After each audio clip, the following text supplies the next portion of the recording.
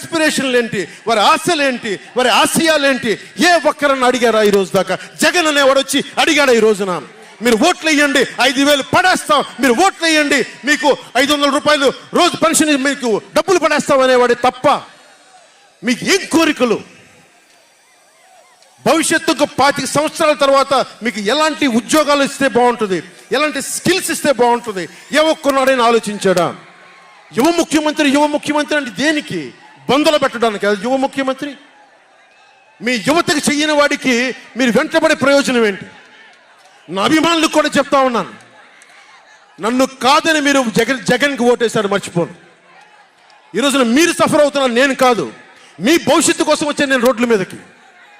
శుభ్రంగా కోట్లు సంపాదించుకునే మార్గాలు ఉన్నాయి నా దగ్గర, యాక్టింగ్ స్కిల్స్ ఉన్నాయి. అన్నీ కాదనుకొని ఎందుకు వచ్చాను? అరే నా నేలే, మన మనుషులే, మన వాళ్ళే, తప్పన పెడితే నేను 2 చోట్ల ఓడిపోయాను. 2 చోట్ల బాధ లేదు, నిలబడ్డా. 2 చోట్ల ఓటమి బాధ మీకు ఎలా ఉంటుందో తెలుసా? ఒక ఎగ్జామ్ పోతే మీకు బాధ ఎలా ఉంటుందో విద్యార్థికి తెలుసు. అలాంటిది నేను 2 చోట్ల ఓడిపోతే నేను నిరాశ, నైరాశ్యం, బాధ ఉండింది. ఒకటే గుర్తుపెట్టుకున్నా, ట్రైన్లో డర్బన్లో దక్షిణాఫ్రికాలో గాంధీని ట్రైన్లోంచి గెంటి వేయబడ్డ గాంధీ గారు గుర్తొచ్చారు. ఏ ఆటుపోట్లు తీసుకోకుండా మన పార్టీని నడపలేం, అవమానాలు తీసుకోకుండా ముందుకెళ్ళలేం. వారందరినీ స్మరించుకొని వారి స్ఫూర్తితోటి ఈరోజు నిలబడే ఉన్నాం, బలంగా నిలబడి ఉన్నాం, ఒక కంటకుని ఎదుర్కొంటా ఉన్నాం. మీరు చెప్పండి, మీకు కాంటాక్ట్ సర్టిఫికేట్ కావాలి ఉద్యోగాలకు వెళ్ళాలంటే?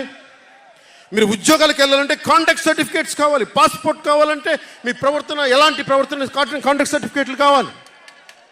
ఒక ముఖ్యమంత్రికి కాంటాక్ట్ సర్టిఫికేట్లు అవసరం లేదు. ఎన్ని కేసులున్నా పర్లా,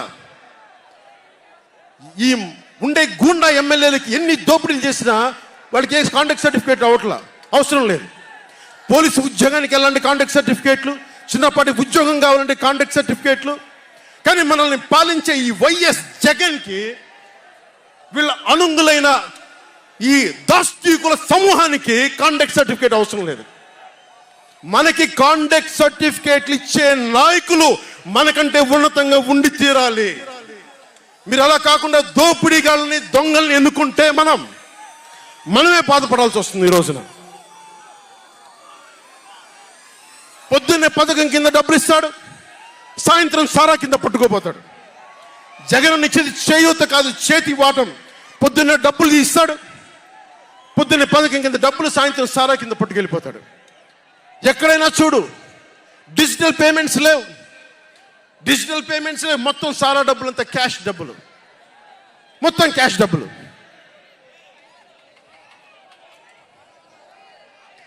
ఇలాంటిది నేను ఇన్ని రోజుల నుంచి, ఇన్ని సంవత్సరాల నుంచి నిలబడే ఉన్నాం. బాధగా ఉంది, అరే మా నేల ఏమైపోతుందని బాధ ఉంది. కింద మీద పడుతున్నాం. ఏ రోజు కూడా ఎవరిని చేయి సాచి డబ్బులు అడగలా, నిలబడి ఉన్నాం. కష్టపడి సంపాదించిన డబ్బులు తీసి పార్టీని నడిపాం. ఎవరున్నారు నా వెనక? మహామహులు ఉన్నారా? నన్ను నమ్మే నా జన సైనికులు, నమ్మిన నా తల్లులు తప్ప ఎవరున్నారు నా వెంట?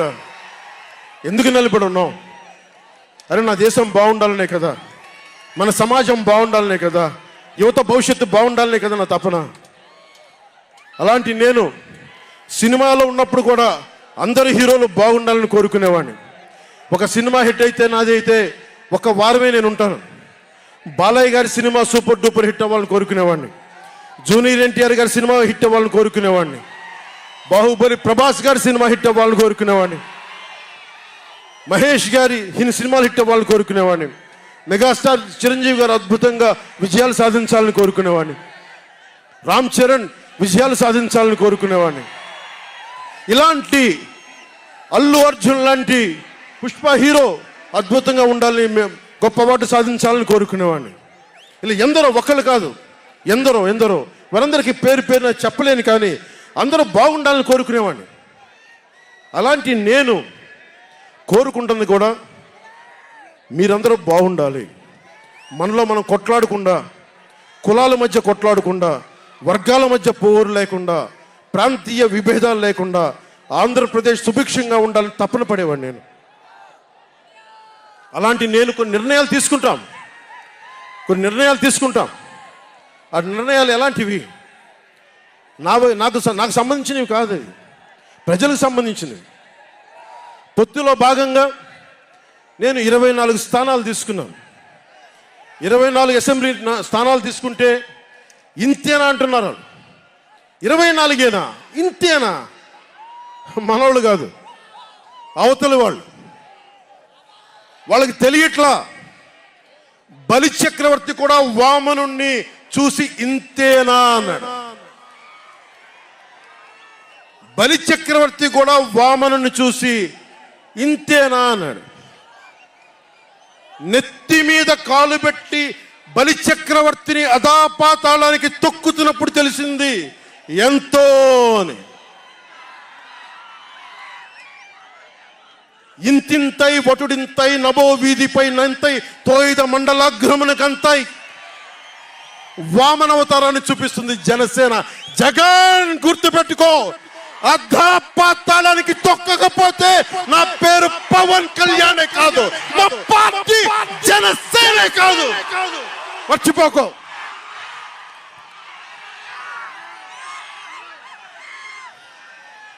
రేపు ఎన్నికలైనప్పుడు వైసీపీ వాళ్ళకి తెలుస్తోంది మనం ఎంతో. నెత్తి మీద కాలేసి తొక్కుతాం కదా, అప్పుడు అర్థమవుతుంది మేమేంటో. జగన్ జనసేన ఒక్క సీటు గెలిస్తేనే నేను రాజమండ్రి రోడ్ల పర్యవేక్షణకి వస్తానని అంటేనే రాత్రికి రాత్రి 10th క్లాస్ విద్యార్థిలాగా, 10th క్లాస్ చదువుకునే విద్యార్థిలాగా రాత్రికి రాత్రి రోడ్లు వేశారు. నైట్ అవుట్ చేసి మరి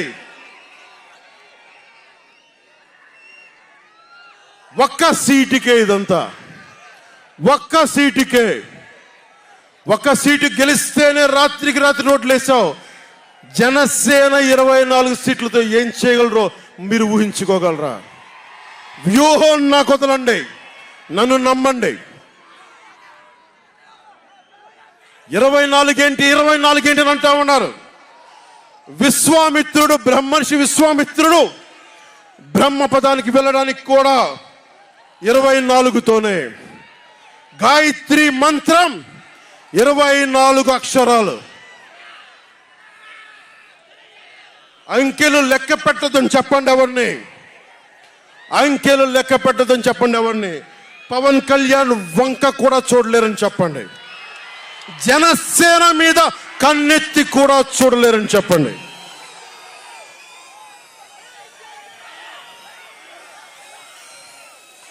మనకి వైసీపీ జగన్ లాగా వేల కోట్లాది రూపాయలు వారసత్వంగా తినేసామా ఏంటి? మనం ఎన్నికలు రాగానే నియోజకవర్గానికి 50 నుంచి 100 కోట్లు తీయడానికి, ఖర్చు పెట్టడానికి, అన్ని స్థానాల్లో పోటీ చేయడానికి మన దగ్గర 50, 100, 1000 కోట్ల డబ్బులు ఉన్నాయి. మన దగ్గర దోచేసిన డబ్బులు ఉన్నాయా? లేదంటే 4 దశాబ్దాల సుదీర్ఘమైన అనుభవం ఉన్న ఒక వ్యవస్థలు ఉన్నాయా మన దగ్గర? తెలుగుదేశం పార్టీ నాయకుల్లాగా ఏమున్నాయి మన దగ్గర? వెతుక్కున్నాం, ఇటుక పెంచుకున్నాం. ఇప్పుడిప్పుడే ఇల్లు కడుతున్నాం, జనసేన ఇల్లు కడుతున్నాం, కోట కూడా కడతాం. తాడేపల్లి జగన్ కోట కూడా బద్దలు కొడతాం. సామాన్యుడు రాజకీయం చేస్తే భరించలేని ఆధిపత్యపు ధోరణి, సామాన్యులు రాజకీయం చేస్తే తట్టుకోలేరు. అధికారం వాళ్ళ ఫ్యాక్షన్ కోటల్లోనే ఉండాలి. అది దాటి మనలాంటి మామూలులోకి వస్తే, మనం వ్యూహాలు వేస్తే, మనం పొత్తులు పెట్టుకుంటే వాళ్ళు భరించలేరు. అందుకని రకరకాలుగా చెప్తారు కథలు. సామాన్యుని రాజకీయం భరించమని చెప్పండి.